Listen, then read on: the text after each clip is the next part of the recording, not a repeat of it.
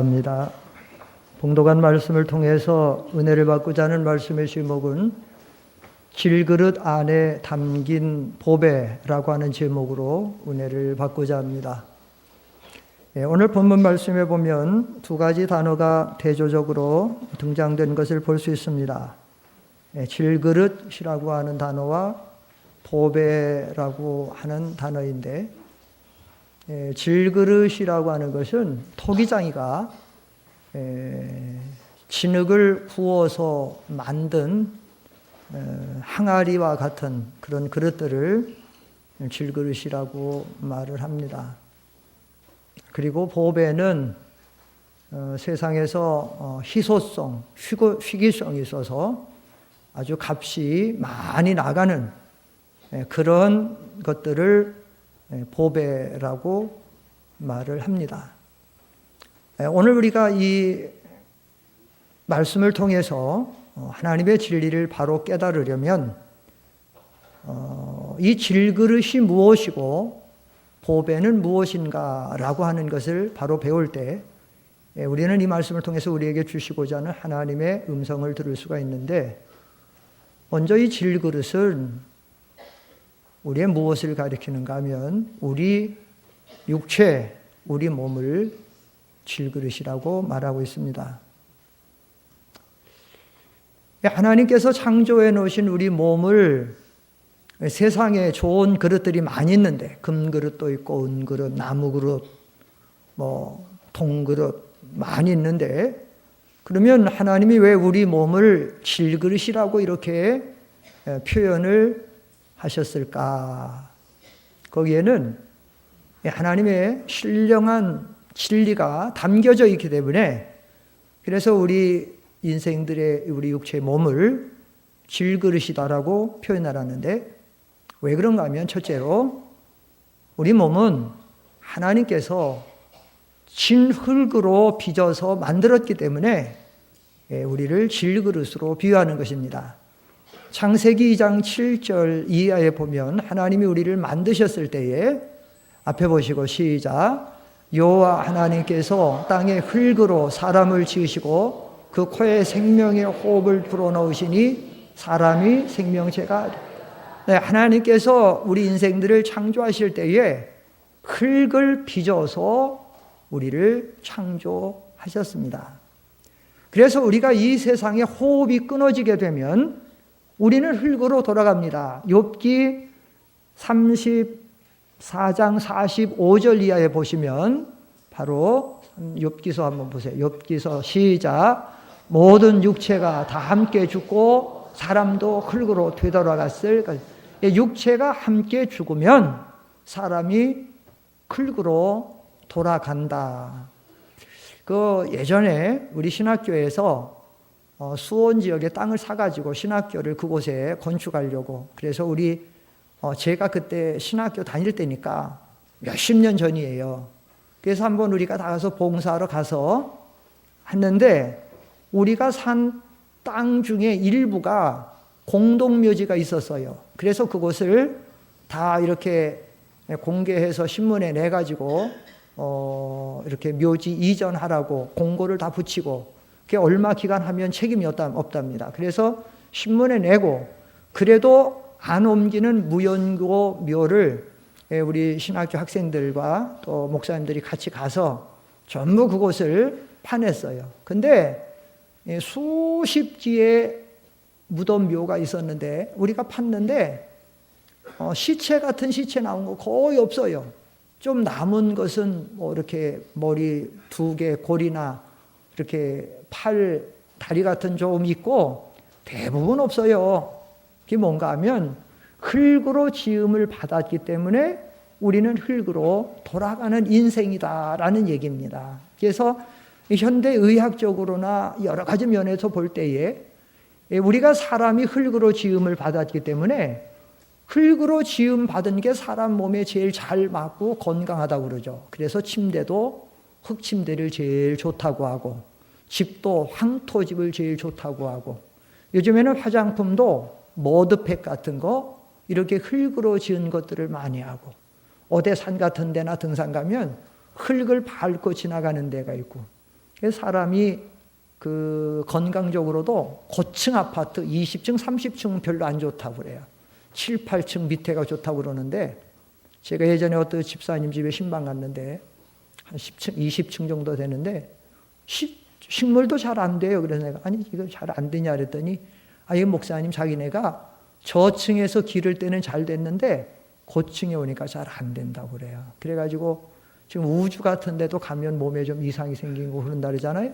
그게 왜 그런가 하면 우리는 흙으로 지음을 받았기 때문에 흙의 요소들이 우리 몸에 여러 가지 좋은 그런 부분들이 많아서 그렇다라고 하는 것을 느낄 수 있습니다. 그래서 하나님이 우리를 갖다가 이렇게 그릇으로 비유하는데 왜 하필이면 질그릇이냐? 그런 의미가 있어요.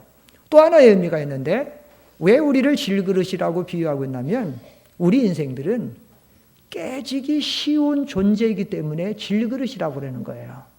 여러분들이 요즘에는 좋은 용기들이 많이 나와서 질그릇을 쓰는 데가 그렇게 많지 않습니다만은 우리 어렸을 때는 지금도 역시 그런 데가 아직도 있지만 이사 같은 거 하다 보면 제일로 불편한 부분이 항아리 옮기는 거예요. 질그릇.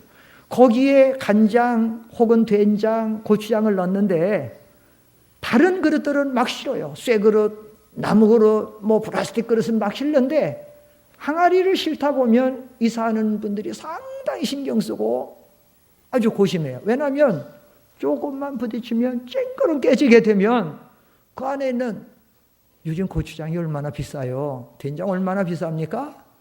다 쏟아버려 사용할 수 없어. 간장 같은 거는 더더욱 그렇잖아요.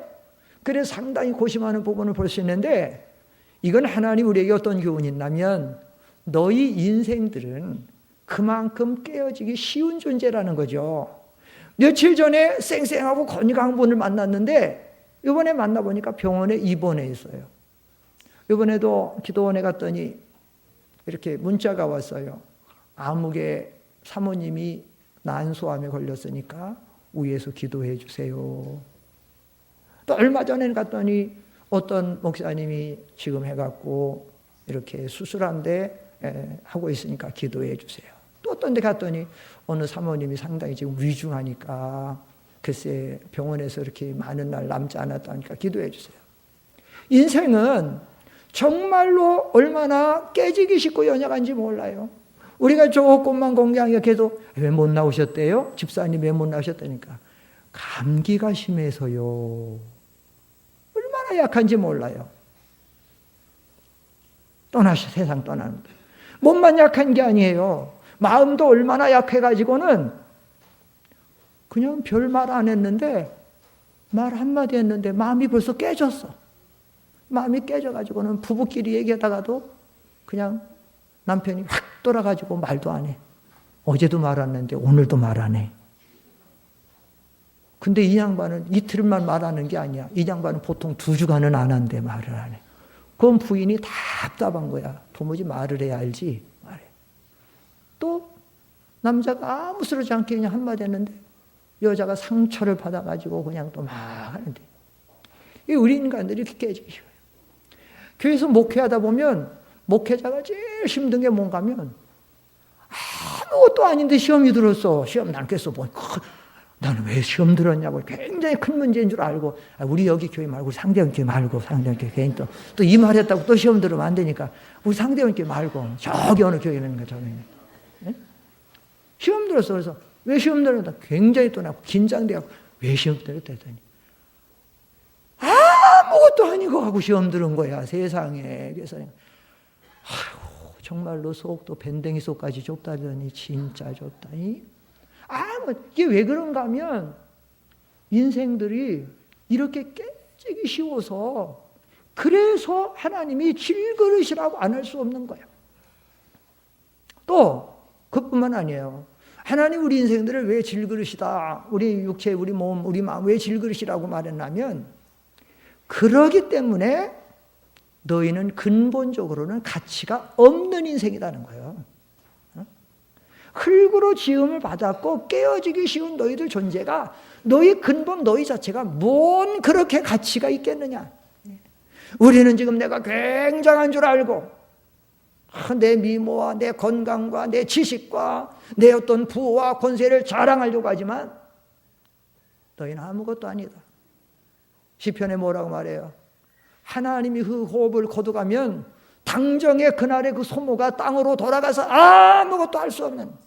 그래서 여러분, 우리 모든 일반적인 괜찮은 그릇들은 집안에 둡니다마는 이 질그릇은 아무 가치가 없어요. 이 질그릇이라고 해서 무슨 청자 백자 같은 얘기 안 하냐는 거예요. 여기서 말하는 질그릇은 우리 흔히 말하는 항아리 같은 거. 혹시 또 제가 충청도가 고향인데 자박지라는 거 알아요? 자박지? 혹시 알아요? 우리 충청 자박지라고 하면 뭐 아는데 알아요? 아시는 분도 있네.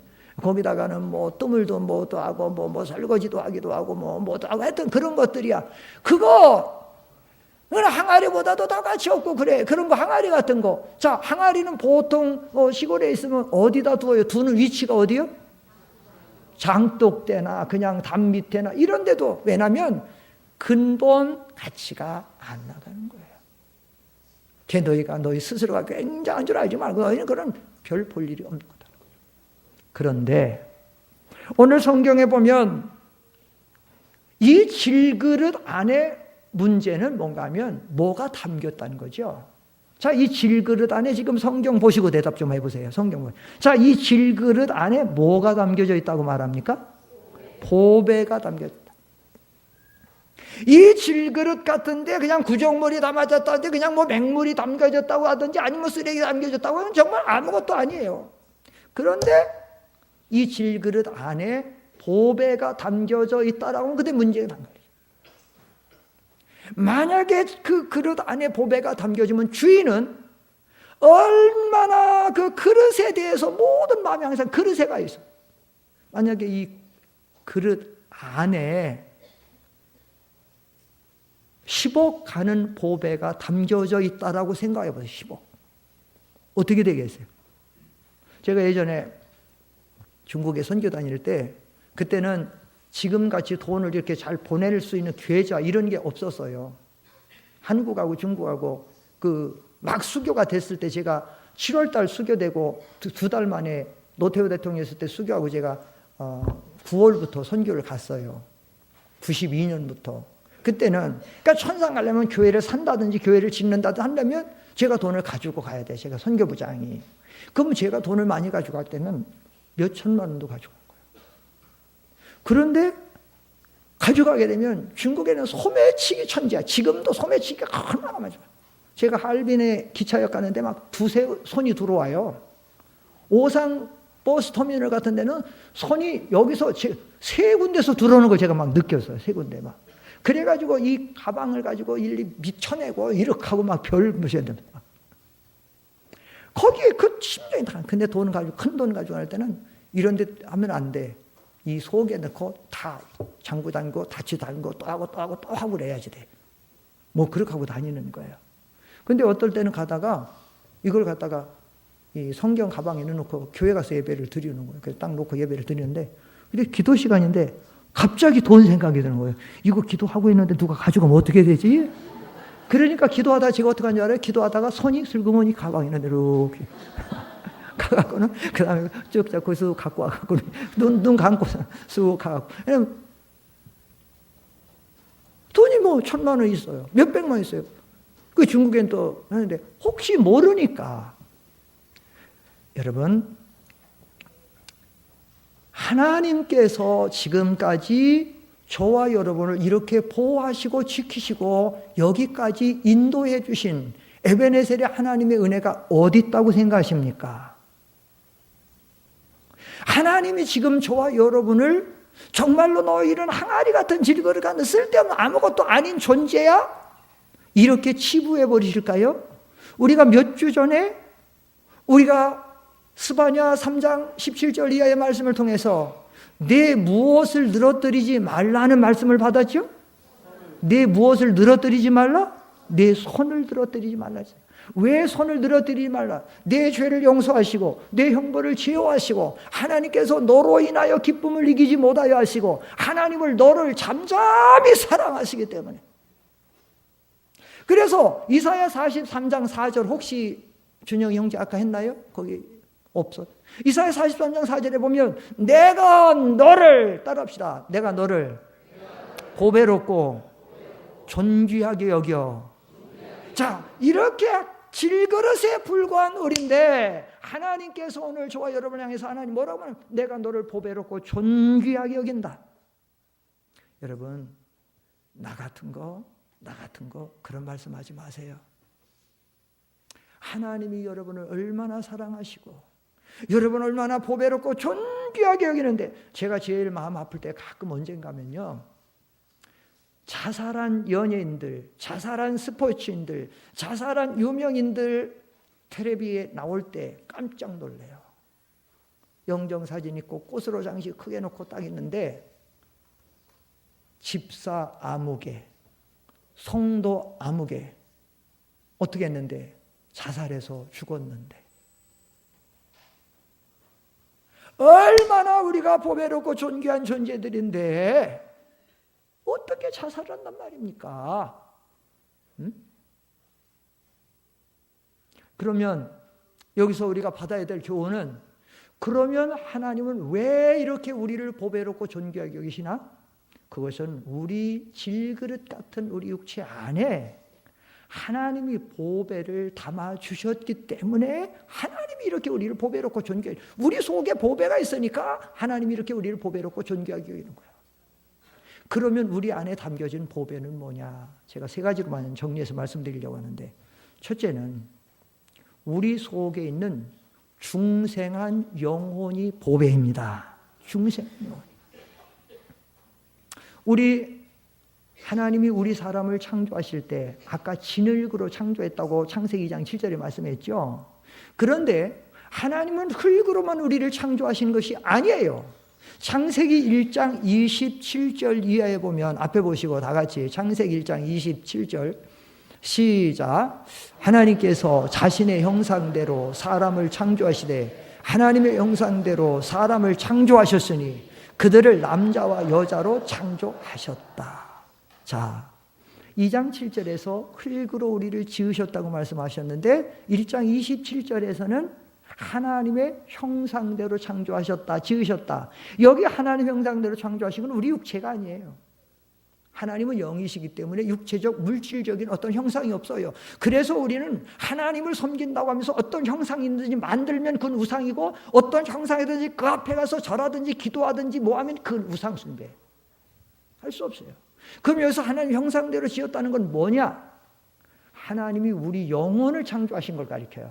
아까 흙으로 지은 건 우리 육체, 그 다음에 여기 하나님 형상대로 지은 것은 우리 영혼. 하나님은 우리를 영혼과 육체로 지으셨는데, 그런데 이 영혼의 성품이 하나님의 성품대로 지었다는 거예요. 하나님의 지혜, 지식, 선, 의, 사랑, 진실, 주권, 능력, 이런 성품으로 닮아서 우리의 영혼을 지었다는 거예요. 그런데 문제는 뭐냐? 그럼 영혼을 가지고 있는 모든 사람들의 다 영혼이 보배냐? 아니에요. 예수 안 믿는 불신자들의 영혼은 아담의 후손으로 태어나면서 다 죽은 영혼을 가지고 태어나기 때문에 그건 보배가 아니에요. 물과 성령으로 거듭난, 예수를 믿으면 물과 성령으로 거듭난 하나님의 백성, 성도들의 중생한 영혼만 보배입니다. 이게 왜 보배냐? 중생한 영혼이 있어야 하나님을 알아요. 중생한 영혼이 있어야 하나님 앞에 기도해요. 중생한 영혼이 있어야 하나님 앞에 예배해요. 여러분이 지금 몸으로 예배하는 것만 아니에요. 몸 안에 영이 주체가 돼서 하나님 앞에 예배를 드리는 거예요. 우리 사람은 영혼과 육체로 지어진 존재인데 주체가 뭐예요? 김일성, 김정은 항상 주체인데 우리 주체가 김일성이에요? 아니면 우리 주체가 황장혁이와 안드로는 거기에 어떤 뭐예요? 사상 이념이에요? 자, 우리 성도들의 주체는, 우리 인생의 주체는 영혼이에요. 영혼. 영혼이 주체예요. 영혼이, 우리 몸이 옷을 입고 사는 것처럼 영혼이 육신을 입고 지금 살고 있는 줄 믿습니다. 우리가 고린도후서 지금 4장이죠. 고린도후서 4장이죠. 5장 1절 다 같이 읽어봅시다. 5장 1절. 고린도후서 5장 1절 시작. 만일 땅 위에 있는 우리의 장막집이 무너지면 하나님께서 지으신 집, 그 손으로 지은 것이 아닌 하늘에 있는 영원한 집이 우리에게 있다는 것을 알고 있다. 여기 만일 땅에는 우리 장막집이 무너진다. 이게 뭐예요? 사람 우리가 상가집 갔을 때 이 성경 많이 인용하잖아요. 이거 뭐냐면 죽었다는 거예요. 뭐가? 몸이. 그 몸이 뭐냐? 근데 왜 집이라고 하느냐? 장막집이라고 하느냐? 영혼이 몸을 집으로 삼고 살았다라는 얘기예요. 그래서 우리 중생한 영혼으로 하나님을 알고 하나님을 섬기고 우리가 이 중생한 영이 짐승은 하나님을 섬길 수 없어요. 짐승은 하나님을 알지도 못해요. 제가 지난번에도 말씀드렸지만 어느 성경에 짐승의 영혼은 아래로 내려가고 사람의 영혼은 올라간다고 그래서 짐승에게도 혼이 있다고 하는데 거기 원문의 뜻은 목숨이라는 거예요. 목숨, 생명이라는 것이 진짜 혼이 아니에요. 한국 번역이 좀 이상하게 혼이라고 해서 짐승은 혼이 없습니다. 짐승은 육체적으로만 만들어 놔가지고 본능적으로 살다 죽으면 소멸이에요. 끝이에요. 사람만 영혼이 있는 거예요. 그래서 짐승을 위로한다, 위령단이다, 뭐한다, 그건 잘못된 거예요. 그건 우상 같은 거예요. 그건 잘못된 것이고 사람만. 그래서 이 중생한 영혼이 있으니까 예배도 드리고 기도도 하고 하나님의 은혜도 받고 하나님을 알게 되고 하나님의 축복 속에서 살게 되고 이 영혼이 없으면 우리는 아무것도 아니에요. 예수 안 믿는 사람들의 모든 삶은 헛된 삶이에요. 여기서 우리가 하나 좀 배워야 될 교훈이 있는데 중생한 영혼이 보배인데 안타까운 것은 뭔가 하면 현대교회 그리스도인들은 너무나도 육신 중심, 육신만 중요한 거, 육신적인 거, 물질적인 거, 세상적인 것만 보배로 알지 정말로 영혼이 잘 되는 이 보배를 몰라.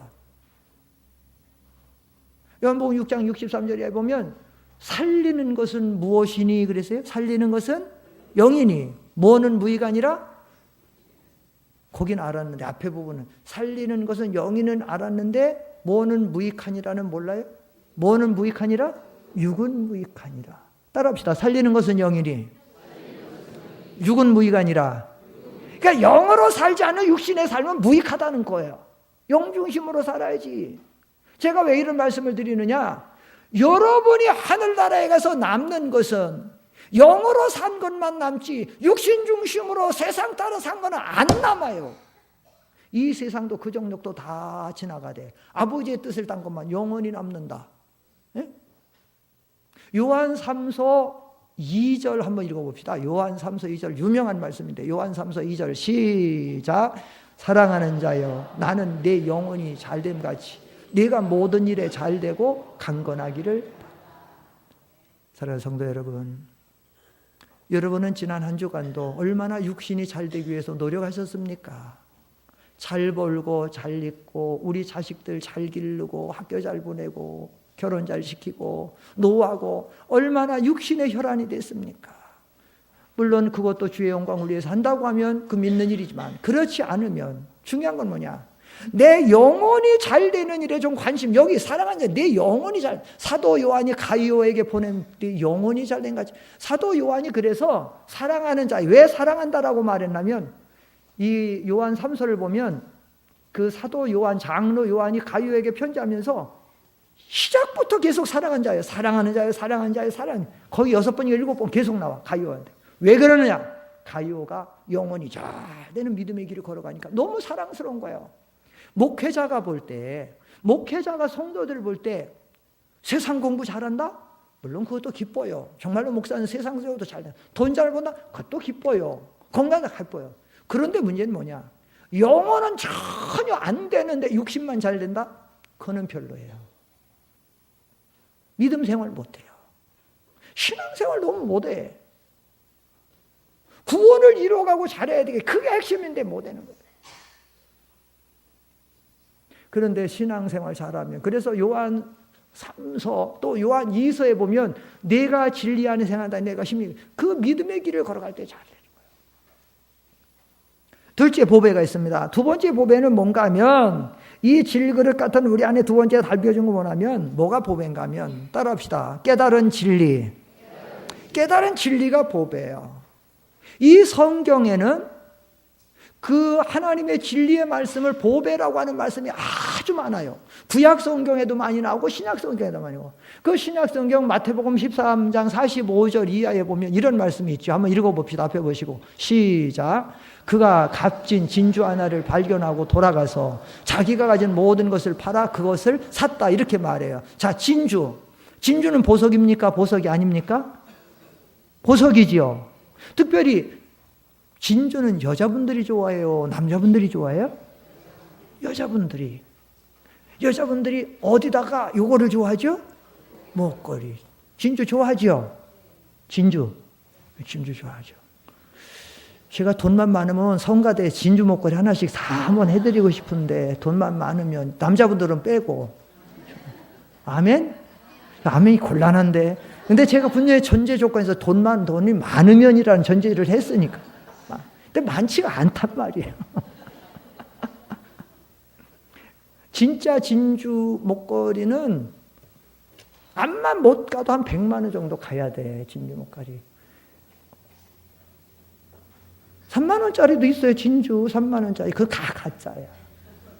자, 근데 여기 성경에서 개역 성경에는 뭐라고 말했냐면 천국은 마치 진주를 구하는 장사와 같다, 이렇게 말했어요. 천국은 하늘나라 천국을 가리키는 게 아니고 성도의 지상생활, 특별히 성도의 교회 생활을 가리키는데, 성도들의 교회 신앙생활은 진주를 구하는 장사 같다. 진주 보석이잖아요. 그 진주는 뭐냐면 진리를 찾아서 진리를 깨닫는 것을 가리키는 거예요. 진리를 깨닫는 거. 왜 여러분, 진리 자체가 여러분이 깨닫지 못하면 여러분의 보석 가치가 없어요. 깨달아야 보배예요. 왜냐? 깨달으면 전적으로 그 진리를 순종하게 돼 있습니다. 왜 주일 성수를 못 하느냐? 어떤 성도는요, 주일날 1년 52주일 한 번도 안 빠지고 지키는, 그 성도는 주일 성수에 대한 진리를 확실히 깨달은 사람이에요. 주일 성수에 대해서, 주일 성수 확실히 깨달아서 1년 52주 한 번도 안 봐. 어떤 성도는 11조를 천하가 없어도 한다? 11조에 대한 진리를 확실히 깨달은 사람이야. 성도로 신앙생활하는데 교회 안에 갈등이 있는 사람이 있다. 성도에 대해서 사랑한다. 그래도 사랑한다. 원수라도 사랑하는데, 남들은 자기 아들 두 아들 때려 죽인 공산당 청년도 데리다 아들 삼았는데 왜 사랑한다? 사랑에 대한 진리를 분명히 깨달은 거예요. 용서에 대한 진리를 분명히 깨달은 거예요. 하나님의 교회를 봉사한다? 하나님의 이 교회 봉사가 무엇보다도 귀하다. 제가 어저께 어떤 선교사 결혼식에서 좀 일찍 내려왔어요. 저는 주일날, 토요일날 안 내려오는데 주일날 새벽에 보통 산에서 내려요. 어제는 선교사 결혼식이 있어서 내려왔어요. 그 선교사가 늦게 결혼하더라. 그래, 내일 거 오니까, 아이고, 우리 여기 주방에 와서 보니까 막 우리 심순석 권사님하고 13지역 성도들이 와서 열심히 봉사하는데 얼마나 보기가 좋은지 말이야. 막 근데 와갖고는 권사님들, 집사님들 막 와갖고는 막 봉사하는데 얼마나 아름다워. 예? 이 깨달은 진리를 깨달을 때에 봉사할 수 있고 모든 진리를 지킬 수 있고, 여러분, 우리가 하늘나라에 가서 영원히 남는 건 뭐냐면요, 시편 119편 56절인가 거기 보면 뭐냐면 나의 진정한 소유, 한번 읽어봅시다. 시작. 이것이 내가 행한 것이니. 예, 근데 이게 조금 개역 성경에는 나의 소유는 이것이니 내가 주의 법도를 지킨 것이니이다. 진정한 나의 참된 소유, 영원한 나의 소유가 되는 것은 뭔가 하면 내가 이 땅에 살아가면서 하나님의 말씀대로 계명을 지킨 것만 영원히 나. 그래서 깨달은 진리가 보배다라는 거죠. 그리고 우리 성도들이 신앙생활할 때 힘들고 어려울 때 많아요. 힘들고 어려울 때 우리 마음을 위로해 주는 게 뭐냐? 우리 마음을 치료해 주는 게 뭐냐? 우리의 쓰러지고 넘어진 심령을 일으켜 세워주는 게 뭐냐? 하나님의 말씀인 줄 믿습니다. 그래서 시편 19편에 보면 여호와의 율법은 완전하여, 이거 벌써 나왔네. 시작. 여호와의 율법은 완전하여 영혼을 소생시키고 여호와의 증거는 확실하여 어리석은 사람을 지혜롭게 하며 여호와의 교훈은 정잠하여 마음을 즐겁게 하고 여호와의 명령은 순수하여. 돈으로 이렇게 할 수 있어요? 권세로 이렇게 할 수 있어요? 세상 무엇으로 이렇게 우리 영혼을 소성시키고 마음을 즐겁게 하고 눈을 밝게 하고 지혜롭게 할 수 있는 게 뭐예요? 하나님의 말씀밖에 없는 줄 믿습니다. 그게 하나님의. 그래서 그 다음에 10절 보세요.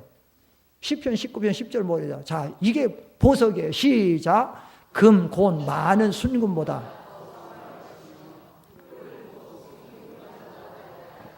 그러기 때문에 금, 곤, 많은 순금보다도 더 사모하라.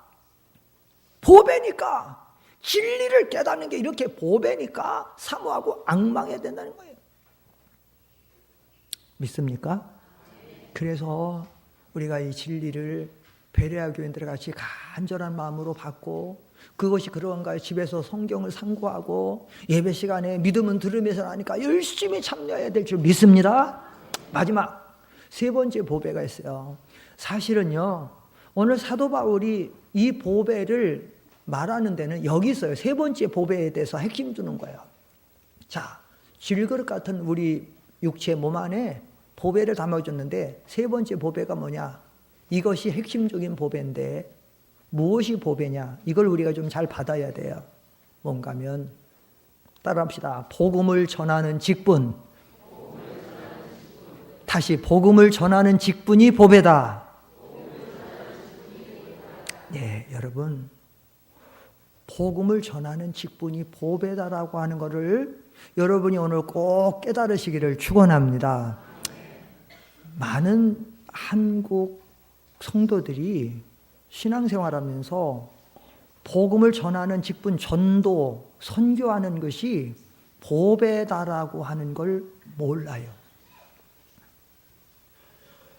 여러분, 바울이 지금 이 성경을 기록하면서 고린도후서 4장 7절부터 하고 있는데, 사실은요, 여러분 성경 4장 1절 한번 보십시다. 지금 성경 펴 있으니까 여러분의 표에는 고린도후서 4장 지금 펴 있죠. 4장 1절 다 같이 1절 성경 보시고 시작. 그러므로 우리가 하나님의 긍휼.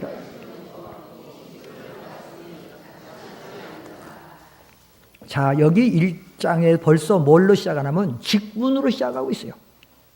그러므로 우리가 하나님의 긍휼하심을 입어 이 직분을 받았다. 그런데 여러분, 이 직분은 여기서만 아니에요. 그 앞에 3장부터 바울은 이 직분에 대해서 강하게 힘줘 말하고 있어요. 7절 3장 고린도후서 3장 7절로 9절까지 시작.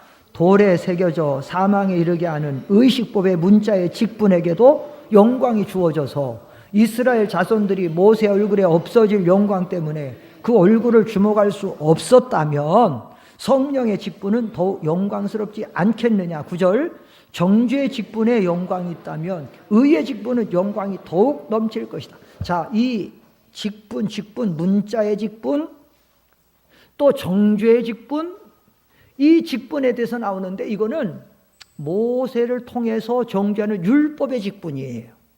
모세가 받은 율법은요, 정죄의 직분입니다. 법이 없었을 때는 죄가 아닌데 사거리가 있다? 언제든지 가도 죄가 아니야. 어떤 상황에서도, 신호등이 없을 때는.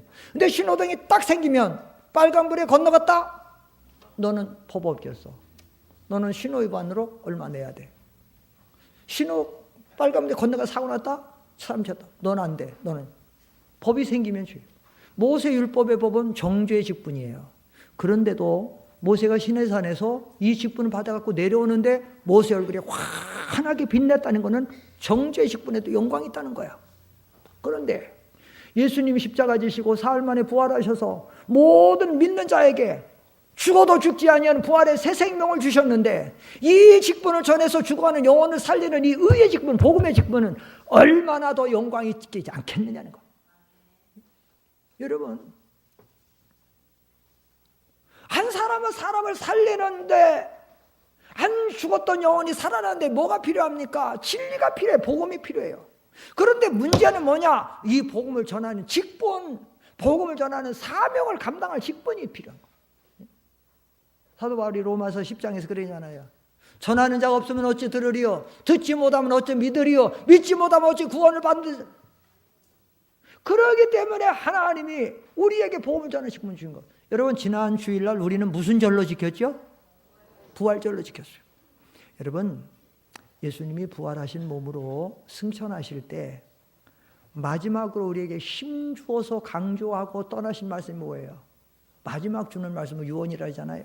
그 유언같이 중요한 말씀, 그건 뭐냐면 복음서 기자들이 전부 그걸 강조했어요.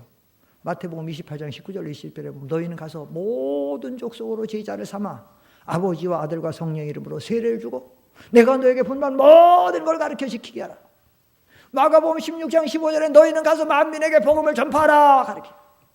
누가복음 24장의 마지막 장에서는 뭐라고 말하냐면 회개케 하는 세례가 예루살렘으로부터 퍼져나갈 것이니까 너희는 하늘로부터는 능력 입힐 때까지 이 성에 머물고 받으며 나가서 복음 전하라.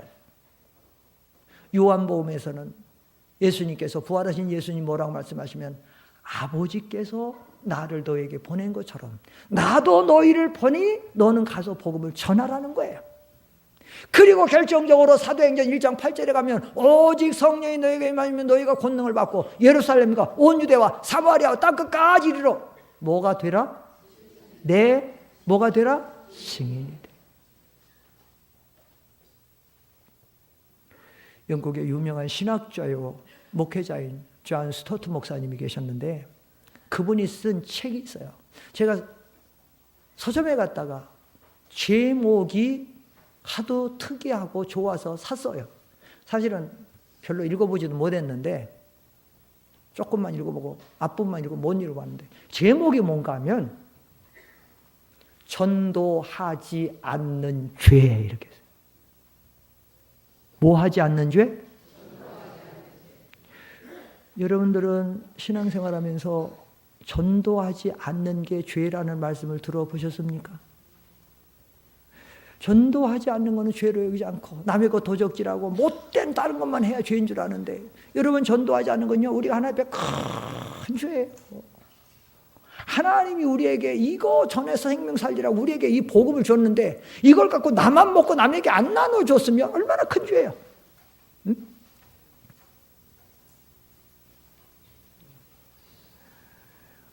이제 이번 주부터 우리는 2달간 춘계 특별 전도 기간에 들어갑니다. 봄과 가을에 그렇게 덥지 않고 그렇게 춥지 않을 때 물론 하계 여름이나 겨울에는 우리가 개인적으로 전도합니다만은 이 봄과 여름에 가을에 특별히 우리가 좀 이렇게 모여서 전도를 하는데 우리가 힘써서 전도해야 됩니다. 직장 나가시는 분들이야 그 시간 못 오지만 우리가 매주 화요일 10시에 이제 춘계 특별 전도대 기간을 가질 텐데 우리가 힘써서 이 사명을 잘 감당하시기를 축원합니다. 이게 아주 중요한 거예요. 여러분 지금 우리가 살아가는 이 세대를 마지막 세상을 살아가는 마지막 세상을 가리켜서 2자로 뭐라 그래요? 이 마지막 세상을 가리켜서 2자로 뭐라 그래? 함축적으로 말세라 하죠. 정말 말세예요. 왜 말세냐? 성경의 마지막 때 예언한 말씀이 다 이루어지고 있어요. 그런데 아직 그 마지막에 딱 이르지 않는 이유가 있습니다. 왜 이르지 않냐면 먼저 요한계시록 8장 1절을 한번 찾아보면 요한계시록 8장 1절 한번 읽어봅시다. 앞에 보시고 시작. 그분께서 7째 봉인을 떼실 때에 하늘이 반시간쯤 고요했다. 마지막 세상인데 지금 잠깐 고요하다고 성경이 말하고 있어요. 이 고요한 때가 어느 때냐? 지금이에요. 지금. 저와 여러분이 육신을 가지고 살고 있는 지금이 반시 고요한 거예요. 반시는 긴 기간입니까? 짧은 기간입니까? 짧은 기간이에요. 지금이에요. 지금. 왜 이렇게 조용하냐? 왜 조용하냐? 고요한 시기가 됐냐? 요한계시록 7장으로 들어가서 그 이유가 있어요. 요한계시록 7장 1절로 2절 한번 읽어봅시다. 요한계시록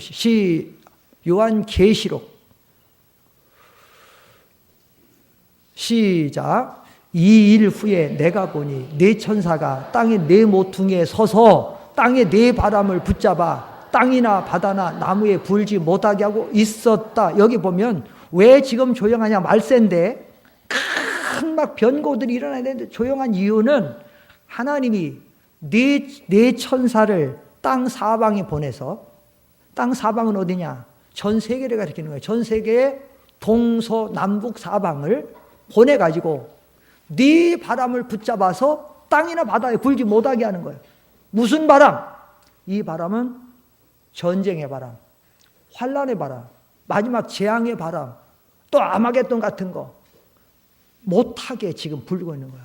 김정은이가 지금 핵노를 하면서 못하고, 이란이 계속 핵하겠다 하면서 못하고 있고, 여러 나라들 뭐 여러 가지로 지금 하고 있면서도 아직 반시 고요한 이유가 정치, 세계 사람들 정치 잘해서가 아니라 하나님이 사방에 천사를 보내서 붙잡고 있어요. 못하게. 왜 하고 있느냐? 이유가 있어. 2절을 다 읽어요. 2절 시작. 또 내가 보니 다른 천사가 살아계신 하나님의 인을 가지고 해 돋는 데서 올라와서 땅과 바다를 해할 권세를 받은 네 천사에게 큰 소리로 외쳐. 3절 중요합니다. 3절이 핵심이에요. 시작. 말하기를 우리가 우리 하나님 종들의 이마에 인을 칠 때까지 너희는 땅이나 바다나 나무를 해하지 마라 하였더라. 개역성경에는 하나님의 택한 백성들 이마에 인 칠 때까지, 하나님의 택한 백성들을 구원할 때까지 아직 이 세상 바람을 못 잡게 하는 거예요. 하나님의 택한 백성 수가 들어와야 돼. 다 들어왔어. 조금 남았습니다. 고수 들어오면 세상 종말이에요. 지금 우리에게 왜 세계가 이렇게 반시 고요한 때를 주셨고, 또 저와 여러분에게 건강도 주시고 아직 생명도 남겨주시고 아직 좋은 환경을 왜 주시고 있느냐? 뭐 전하라고? 복음 전하라고. 이 직분이 뭐다? 보배다. 믿습니까? 그래서 여러분 복음 전해야 됩니다. 말 잘해야 되는 거 아니에요. 최권능 목사님 같이 예수 천당만이라도 해보세요. 예수 천당만. 예? 그래서 우리 상대원 교회 모든 성도들은 전도하는 성도님들 되기를 주의 이름으로 축원합니다. 기도하겠습니다. 거룩하신 아버지 하나님, 참 질그릇 같은 존재에 불과한데 하나님 이렇게